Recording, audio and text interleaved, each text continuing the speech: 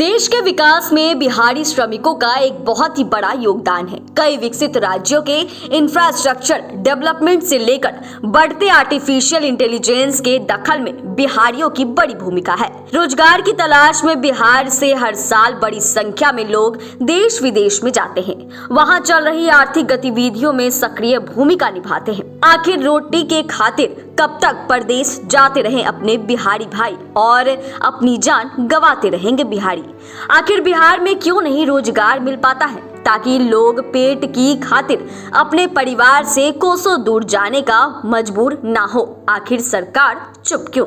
बिहार सरकार के कर्ता धर्ता अक्सर कहते हैं कि बिहार राज्य लैंड लॉक्ड है, इसीलिए यहाँ बड़े उद्योग धंधे नहीं लगते हैं।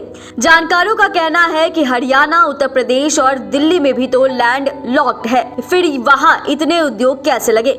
सवाल विकास की नीतियों को सही ढंग से क्रियान्वित करने का है। जानकारों के मुताबिक औद्योगिक नीतियों में खामियों की वजह से लोग बिहार में निवेश करने से कतराते हैं। सिंगल विंडो क्लियरेंस की बात सिर्फ और सिर्फ कहने के लिए है, चाहे जमीन उपलब्ध कराने की बात हो या फिर सुरक्षा देने की। लोगों में प्रशासनिक अमले पर भरोसा नहीं हो पाता है। वैसे एक सच्चाई यह भी है कि बिहार में जमीन का रकबा छोटा है। अगर कोई उद्योगपति अपना उद्योग लगाना चाहे तो उसे कम से कम 40 से 50 लोगों से जमीन लेनी होगी। जमीन देने के लिए इतने लोगों को यह एक साथ राजी करना थोड़ा मुश्किल है।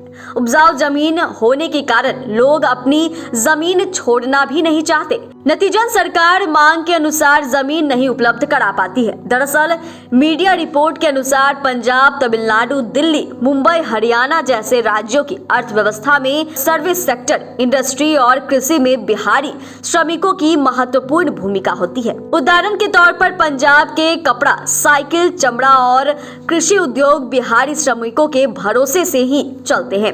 आप इस बात को सोच सकते हैं कि बिहारी है तो देश है, लेकिन फिर भी सरकार चुप क्यों? अगर बिहारी नहीं हो तो दिल्ली, मुंबई की चमक कहां जाएगी? इस बात का तो कोई भी अता पता नहीं है। कोरोना काल के समय पंजाब में जब 2 लाख से अधिक मजदूर पलायन कर गए थे तो उस दौरान कई कंपनियों ने ऑर्डर लेना बंद कर दिया था और कुछ कंपनियां बंद होने के कगार पर आ गई थी। आपको बता दें कि एक रिपोर्ट की माने तो बिहार से हर साल 40 लाख से अधिक लोग पलायन करते हैं। रिपोर्ट में यह भी दावा किया गया कि पंजाब में पहले जहां लोग कृषि क्षेत्र में काम करने के लिए पंजाब जाया करते थे, अब वे औद्योगिक क्षेत्र में काम करना चाहते हैं। इसीलिए उनकी दिलचस्पी पंजाब के बदले दिल्ली, गुजरात और महाराष्ट्र में कई गुना तक बढ़ गई है। पलायन करने वालों में 36% SC/ST तो 58% OBC समुदाय के लोग होते हैं। पलायन करने वालों में 58% को गरीबी रेखा से नीचे बताया गया है। एक आकलन के अनुसार पलायन करने वालों में 65% के पास खेती योग्य तक के लिए जमीन भी नहीं है। साल 2012 में बिहार सरकार ने दावा किया था कि 2008 से 2012 के बीच पलायन में 35 से 40% तक कमी आई है। लोगों को बिहार में ही काम मिलने लगे। खासकर कोरोना काल के दौरान कई राज्यों से लौटे काफी बिहारी श्रमिक वापस नहीं गए हैं। उन्होंने यही रोजगार का साधन ढूंढ लिया। अब स्थिति ऐसी बन जाती है कि पंजाब सरकार की ओर से पत्र भेजकर कहना पड़ता है कि उन्हें यहाँ फसल कटने के लिए मजदूर नहीं मिल रहे हैं। बिहार में कई ऐसे जिले हैं जहां बाहर से लौटने वाले लोगों ने छोटे मोटे उद्योग शुरू कर लिया है और अच्छी कमाई कर रहे हैं। बिहार सरकार भी वैसे लोगों को प्रोत्साहित कर रही है।